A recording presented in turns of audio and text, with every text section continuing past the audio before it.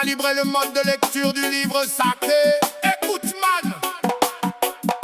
Et aïe aïe aïe aïe aïe aïe aïe aïe. Viens voir. On va recalibrer. On va recalibrer le mode de lecture de livre sacré. Écoute, man.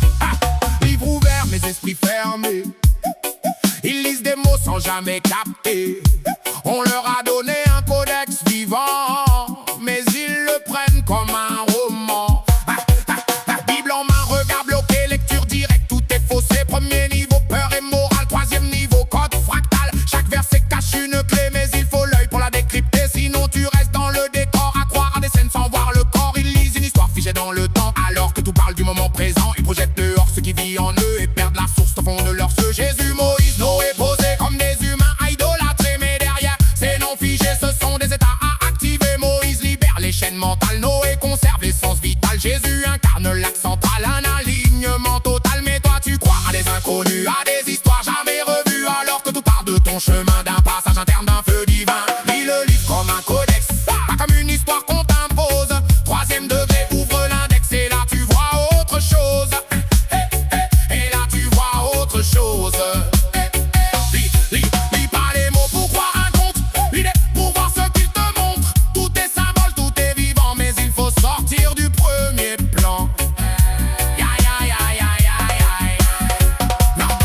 Jean-Luc Marc B à la basquille, langues anciennes non traduites. Transformation lente et précise pour que ton mental canalise. Yeshua devient Jésus dans ta tête et d'un coup l'histoire devient plus nette. Mais si le son change, la vibration suit et ta perception dévie sans bruit. Noach devient Noé selon les terres, ne ailleurs sous d'autres pères. Même essence, même origine, mais des formes qui se déclinent entre Torah, Bible et Coran. Les phases glissent avec le temps, même racine, même noyau. Mais la traduction crée le chaos, ajout subtil, coupe discrète, réécriture presque parfaite. Un peu de vrai pour accrocher, un peu de flou pour contrôler l'esprit humain. Si en faire pensant toucher quelque chose de ferme, alors que tout a été bougé pour influencer la pensée.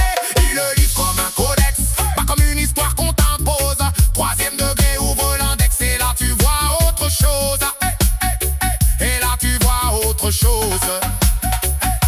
On te dit il revient bientôt, alors tu regardes vers le haut. Mais rien ne descend de l'extérieur, tout se déclenche à l'intérieur. Le Messie devient une attente, une projection permanente, alors que c'est un état précis que chacun peut activer. Ici Christ n'est pas d'un homme unique, c'est un niveau énergétique, un état clair sans division, une parfaite stabilisation. Anti-Messie, peur injectée, figure sombre à redouter, mais peut-être un système inversé où ton propre mental enfermé. Ils disent il a pris tes péchés, mais rien n'a jamais cessé. Les actes tournent encore en boucle, donc la logique ici s'écroule. Personne ne porte ce que tu crées, chaque action vient te refléter. Responsabilité directe et nette, sans transfert ni dette secrète.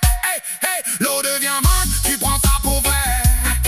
Mais regarde mieux ce que ça fait. La lumière traverse la matière et révèle des teintes singulières. Un calice d'or capte le flux, renvoie le rouge que tu as cru. Miracle simple, mal interprété par un regard non affûté. Buvez mon sang, mangez mon corps, pris au réel, ça sonne fort. Mais c'est un code de transmission, pas une scène de